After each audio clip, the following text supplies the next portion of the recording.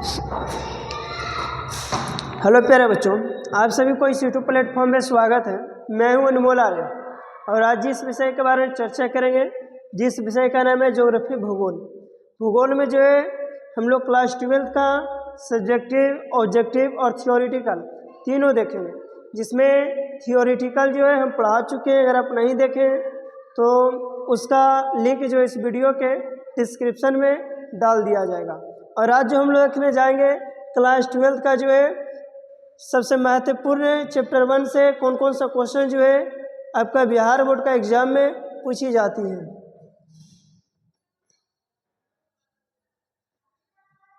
देखिएगा, ज्योग्राफी सभी महत्वपूर्ण सब्जेक्टिव क्वेश्चन।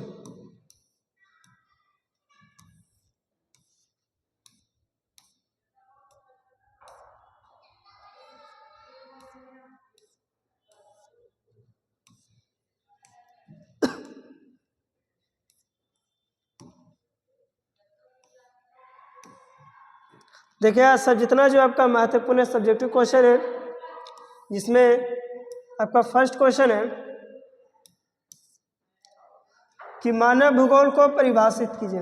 यहाँ पे क्या कहा गया? मानव भूगोल को परिभाषित कीजिए।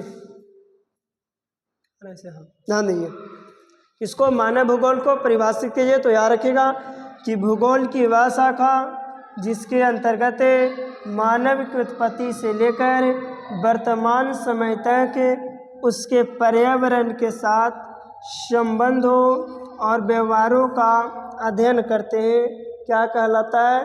मानव भूगोल कहलाता है। क्या बच्चा?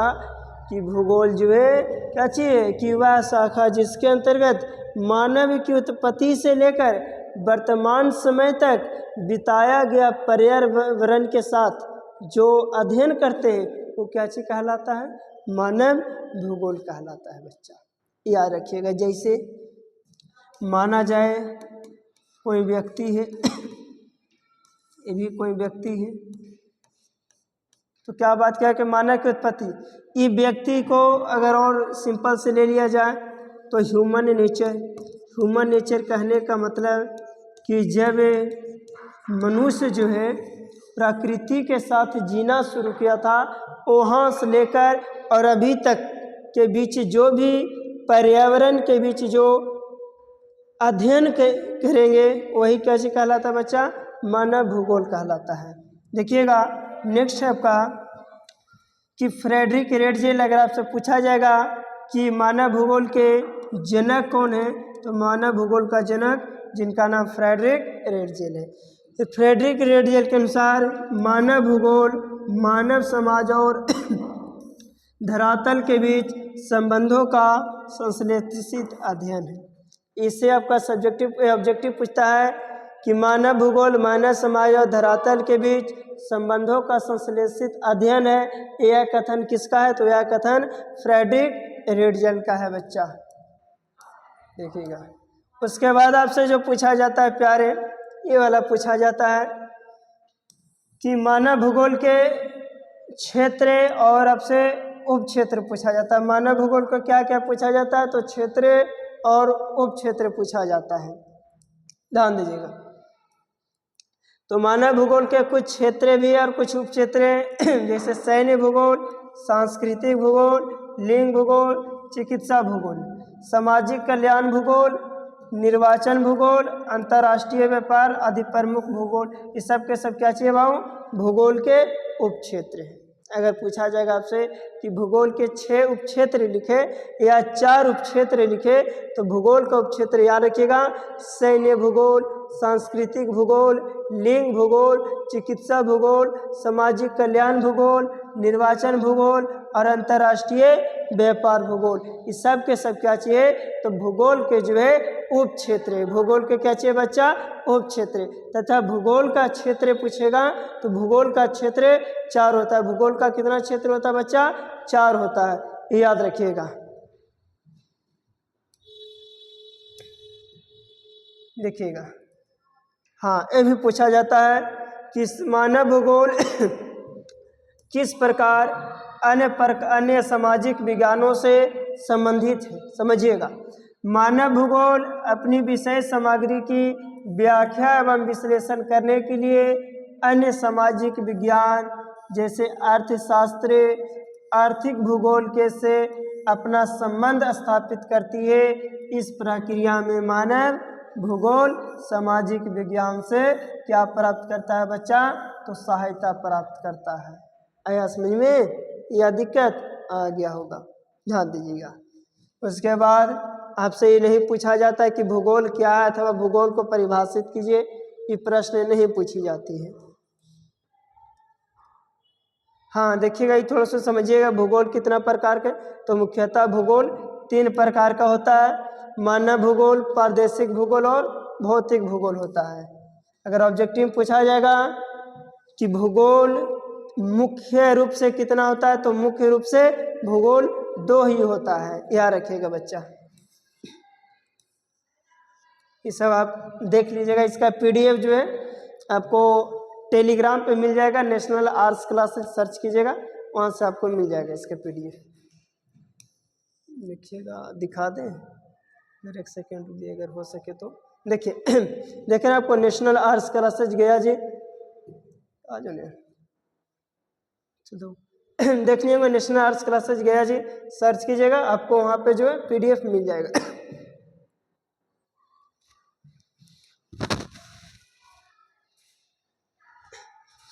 चलिए देखते हैं हम लोग प्रश्नों की ओर चलते हैं। इस सेवा से आपका ऑब्जेक्टिव पूछा जाता है। हाँ ये समझिएगा बच्चा, ये आपका बहुत महत्वपूर्ण है। क्या कि संभववाद क्या है? कौन सा बच्चा? संभववाद क्या है? तो याद रखिएगा, संभववाद मानव भूगोल का एक संप्रदाय रूप के समान है, जिसके अंतर्गत विचारधारा और दर्शन इस बात को मानते हैं कि मनुष्य एक चिंतनशील प्राणी है। क्या कि मनुष्य एक चिंतनशील प्राणी है के रूप में प्राकृतिक पर्यावरण द्वारा उपस्थित कराए गए विकल्पों को चुनने के लिए क्या होते हैं? तो स्वतंत्र होता है। यही क्या चीज कहलाता है? संभववाद कहलाता है। क्या कहलाता है बच्चा? संभववाद। संभववाद ही कहलाता है, कहता है कि मनुष्य जो है क्या चीज? कि मनुष्य जो है एक प्रकार का क्या? चिंतनशील प्राणी के रूप में क्या चीज करता है? प्राकृतिक पर्यावरण द्वारा उपस्थित कराए गए विकल्प को चुनने के लिए स्वतंत्र होते हैं। रखिएगा ध्यान देना, प्राकृतिक पर्यावरण विस्तार जितना अधिक होगा उतना ही मानव स्वतंत्र होकर विकल्पों को क्या करेगा? तो चुनेगा। बट आपको कहाँ तक याद रखना है? आपको यहीं तक याद रखना है। क्लियर बच्चा? याद रखिएगा। फिर नवनिश्चयवाद, ये भी आपका बहुत ही महत्वपूर्ण है। कौन सा? नवनिश्चयवाद। देखिएगा बच्चा, नवनिश्चयवाद क्या? तो याद रखिएगा, प्रकृति के नियमों को समझकर पर्यावरण में बदलाव लाना ही नवनिश्चयवाद कहलाता है। पूछेगा नवनिश्चयवाद क्या? तो क्या बोलेगा? प्रकृति के नियम को समझकर पर्यावरण में बदलाव लाना ही क्या कहलाता है? नवनिश्चयवाद कहलाता है। जैसे एग्जाम्पल में आपका दिया गया है, नए वस्तु का निर्माण करना, नहर का निर्माण करना, घर का निर्माण करना, सब क्या है बच्चा? आपका जो इसका एग्जाम्पल दिया गया है। जैसे कहने का अर्थ होता है सीधा सा यहाँ पे है कि जैसे माना जब भी मौसम ठंडा चल रहा है बाबू, तो कोई ठंडा वाला काम नहीं करेगा, तो क्या है इस जगह पे कोई गर्मी वाला काम करेगा।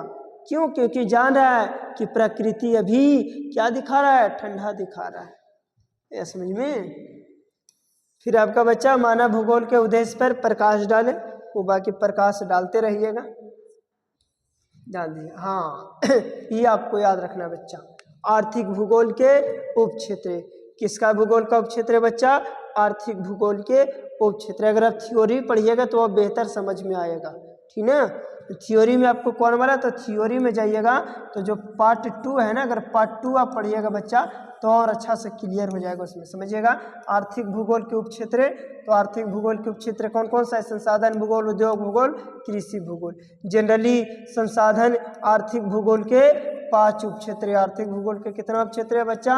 5 उपक्षेत्र। बट आपसे सब्जेक्टिव में पूछ देता है कि मानव भूगोल के उपक्षेत्र लिखें, तो आपको उपक्षेत्र में बताए थे, उत्तर मनी बताए थे, सैन्य भूगोल, लिंग भूगोल, निर्वाचन भूगोल, सामाजिक कल्याण भूगोल, जनकांकी भूगोल सब क्या चाहिए? वो मानव भूगोल के उपक्षेत्र, वही इसमें भी है, ध्यान दीजिए बच्चा। उसके बाद समझिएगा रेडिकल विचारधारा क्या है, इसको भी याद रखिएगा। कौन सा विचारधारा? क्वेश्चन नंबर 14, रेडिकल विचारधारा क्या है? तो सिंपल सा होता है क्या कि मूलवादी विचारधारा को रेडिकल विचारधारा के नाम से जाना जाता है। इस विचारधारा के अंतर्गत निर्धनता, गरीबी, लाचारी के कारण से बंधन, मजबूरी तथा सामाजिक असमानता हेतु प्रयोग की जाती है। मूलवादी क्या? रेडिकल विचारधारा। मूलवादी विचारधारा को ही रेडिकल विचारधारा कहते हैं। इस विचारधारा के अंतर्गत गरीबी, लाचारी, जितना इस सब के श्रेणी के जो लोग आते हैं बच्चा, उन सभी को रखा जाता है, याद रखिएगा।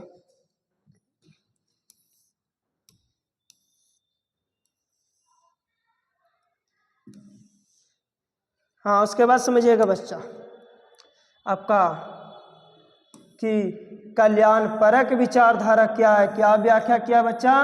कल्याण परक विचारधारा क्या है? तो याद रखिएगा बच्चा, इस विचारधारा की उत्पत्ति पूंजीवाद के कारण हुई है। इसमें मानव की वित्तीय स्थिति का अध्ययन किया जाता है। ये क्या चीज कहलाता है? कल्याण परक विचारधारा कहलाता है बच्चा, ध्यान दीजिएगा।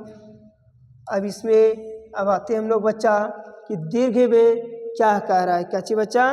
दीर्घ में ये सब है आपका दिया गया है बच्चा। देखिएगा दीर्घ हम देखते हैं कौन सा, तो दीर्घ उत्तरीय प्रश्न में क्या पूछा है? तो पूछा है कि मानव के प्राकृतिकरण की व्याख्या कीजिए। मानव के क्या बच्चा? प्राकृतिकरण की व्याख्या कीजिए। तो देखिएगा, मानव तकनीक और प्रौद्योगिकी का प्रयोग करते हुए प्राकृतिक पर्यावरण में उपस्थित वस्तुओं का क्या करता है? तो उपयोग करते हैं, जिससे मानव का जीवन सुविधाजनक और सुव्यवस्थित बन जाता है। प्राचीन काल में मानव बहुत कम विकास किया था। सही बात है, प्राचीन काल में मानव बहुत कम विकास किया था, क्योंकि उस समय ना तो प्रौद्योगिकी था। आज क्या है कि आज हर देश के पास प्रौद्योगिकी हो गया, जिसके कारण मानव विकास कर रहा है। मानव वृद्धि नहीं बच्चा, मानव विकास कर रहा है। वृद्धि और विकास में बहुत अंतर होती है। जब आप थ्योरी में जब पढ़ेंगे चैप्टर 2, 3, तो आपको अंतर पता चल जाएगा बच्चा, क्लियर, ध्यान दीजिएगा। तथा मनुष्य पूरी तरह से प्रकृति के पर्यावरण पर ही क्या रहता है? तो निर्भर रहता है। प्राचीन मानव समाज तथा पर्यावरण के बीच पारस्परिक संबंध बहुत ही क्या चीज था? तो घनिष्ठ था। समझे? समय के साथ साथ मानव का विकास होता गया और मानव प्रकृति के नियम को बेहतर ढंग से समझकर प्रौद्योगिकी का विकास किया। क्या चीज? समझिएगा इसको कि मानव प्रकृति के नियमों को बेहतर ढंग से समझकर प्रौद्योगिकी का विकास किया। किसका विकास किया बच्चा? प्रौद्योगिकी का विकास किया। जिस प्रकार पत्थरों के आपसी घर्षण से आग का आविष्कार किया गया, उसी प्रकार से डीएनए की जानकारी से बहुत सी बीमारियों का क्या किया गया बच्चा? तो पता लगाया गया। जैसे प्राचीन काल के मानव क्या किया था कि आग क्या पत्थर को पत्थर से लड़ाया तो आग लग गया। उसी प्रकार से मानव जो है डीएनए का पता लगाया और डीएनए से पता चला कि कौन सा व्यक्ति को कौन सा बीमारियां होती है। आज हमारा भारत सरकार इस डीएनए पे बहुत अच्छा वर्क कर रहा है। क्या कर रहा है बच्चा, वर्क कर रहा है। अगर सक्सेस हो जाता है तो जैसे हम लोग क्या करते हैं कि बुखार लगा हुआ, जाते हैं डॉक्टर की, देखिए ना भैया, या तो देखिए ना डॉक्टर साहब बुखार लगा हुआ, तो वही पैरासीटामोल आपको भी दे दिया जा रहा है और कोई दूसरा गया उसको भी वही गोली दे दिया जा रहा है। बट जब डीएनए को सही तरीका से अध्ययन हो जाएगा, डॉक्टर कर लेगा, तो हर व्यक्ति का डीएनए जो है आपको वहाँ पे प्रेजेंट रहेगा उसका साइट पे, और अब जाइएगा एक कार्ड बना जाएगा, आपको डीएनए वाला कार्ड में नंबर डालेगा, फलना बाबू का ये डीएनए है, तो आपको वही पैरासीटामोल देगा। ऐसे समझिए बच्चा, ध्यान रखिएगा।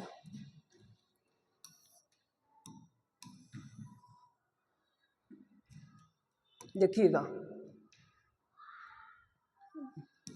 पता लगेगा।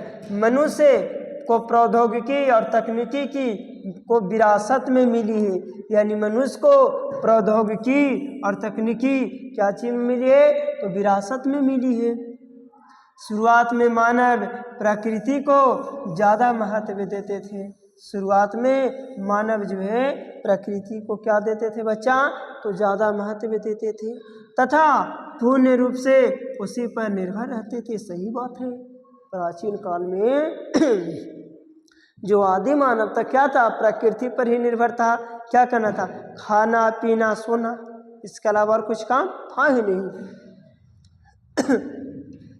और उसी के पूजा करते थे, यानी कि प्राचीन काल के लोग किसकी पूजा करते थे, तो प्रकृति की पूजा करते थे।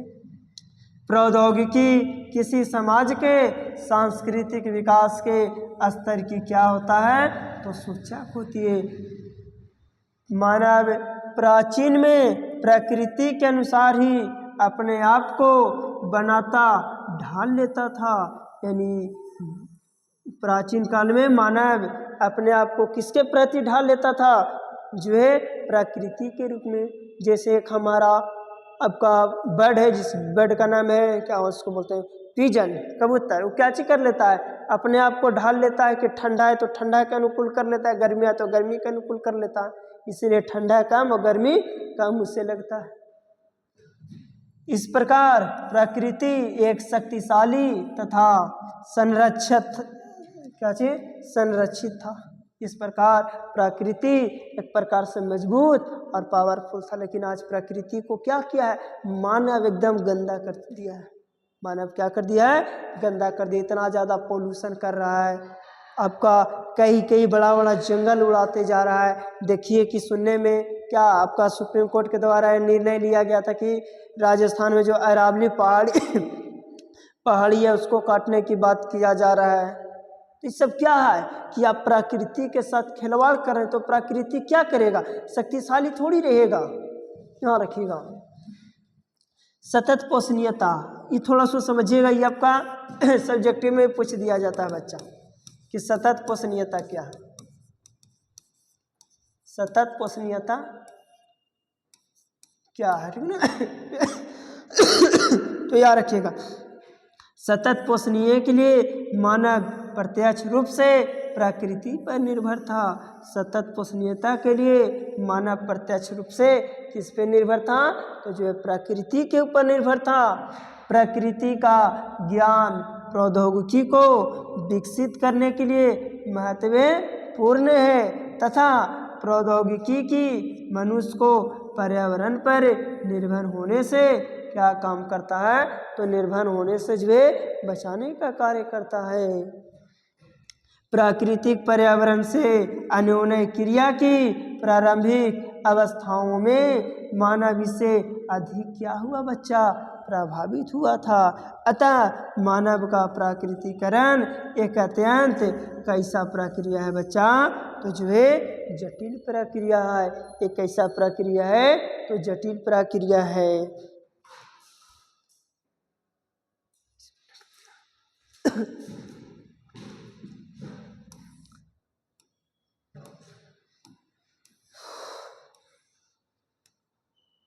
उसके बाद ये आपका मानव भूगोल है बच्चा, देख लीजिएगा थोड़ा सुन, इसको भी आपको याद रखना है। मानव भूगोल में पहले क्या लिखना है कि मानव भूगोल का विषय क्षेत्र बहुत ही विस्तृत है, जिसमें मानव का भौतिक परिवेश भी सम्मिलित है।